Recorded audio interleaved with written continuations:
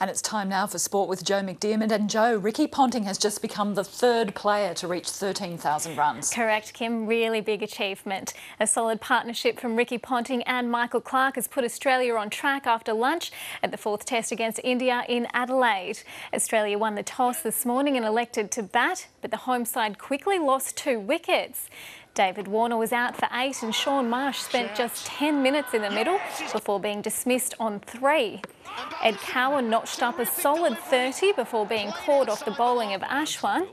Ponting posted his half-century shortly after lunch. Clarke made his a bit later with a boundary.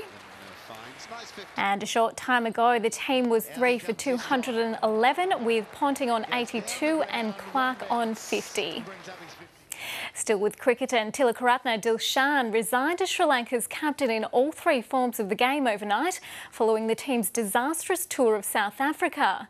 Former captain Mahele Jayawardene has been named as skipper for next month's triangular one-day series in Australia, also featuring India. Dilshan, who's 35, took up the captaincy on a series-to-series basis following Sri Lanka's defeat in the 2011 World Cup final against India.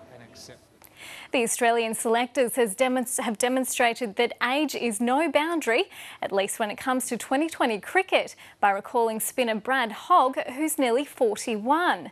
Hogg is one of a number of changes to the squad that will also have a new captain.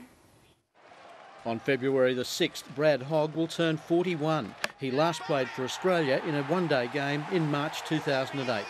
But suddenly the left armour is back in the international mix, courtesy of his Big Bash efforts for the Perth Scorchers. It's just like being a kid again and another Christmas present under the Christmas tree.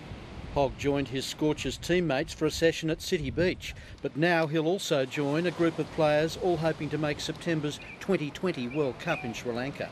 Once cricket was gone, I thought it was gone forever, but I'm just really going to make the most of this opportunity. It's just fantastic. Games have changed when he's come on to bowl. He's been outstanding. So the door is closed on nobody. Others have fallen from grace. Cameron White has paid a hefty price for his lack of form. 3 months ago, he captained Australia's lineup in South Africa.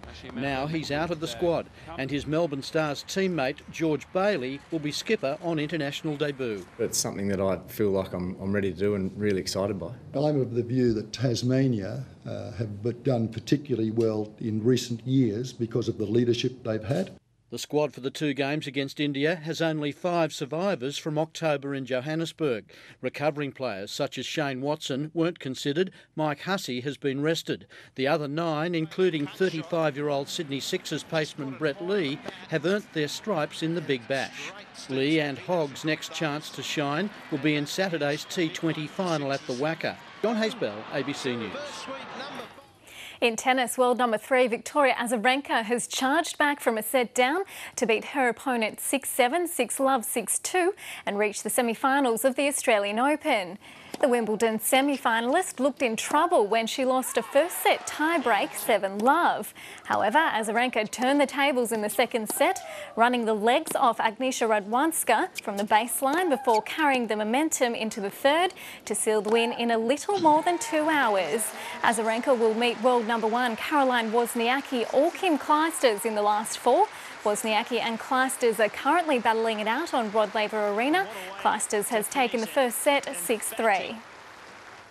And last night, Leighton Hewitt was knocked out of the Australian Open by Novak Djokovic, but the Australian did take a set off the world number 1 in a typically courageous performance. Novak Djokovic hadn't dropped a set in the tournament, and no matter what hand Leighton Hewitt played, the man they call the Joker held the trump cards. Are you kidding me? It took until the 12th game for Hewitt to hold serve. He won just 4 of the first 19 games. Despite trailing 1-6, 3-6, love 3, Hewitt continued to chase down every ball and bring the crowd into the contest. Even line challenges were celebrated with gusto. Hewitt came back to take the third set 6-4. He's got it. He had a break point early in the 4th but couldn't convert as Djokovic regained control of the match. On the Serbs' first match point, Hewitt produced one last act of defiance. The night was a celebration of Hewitt's return to form and fitness, but the top seed wouldn't be denied, and at 1 a.m, Djokovic clinched victory. Got him. What a struggle it turned out to be that. Obviously satisfying because I was, he was playing exceptional tennis, and I was still able to find a way to get, back in the match in some regards and at least put some pressure on him. In last night's other match, Sabine Lisicki took the first set against Maria Sharapova, before the 2008 champion traded her grunt for a squeal of delight. Guy Stainer, ABC News, Melbourne. And that's the latest in sport, Kim. Thanks very much, Joe. Still more great tennis to come, I'm sure.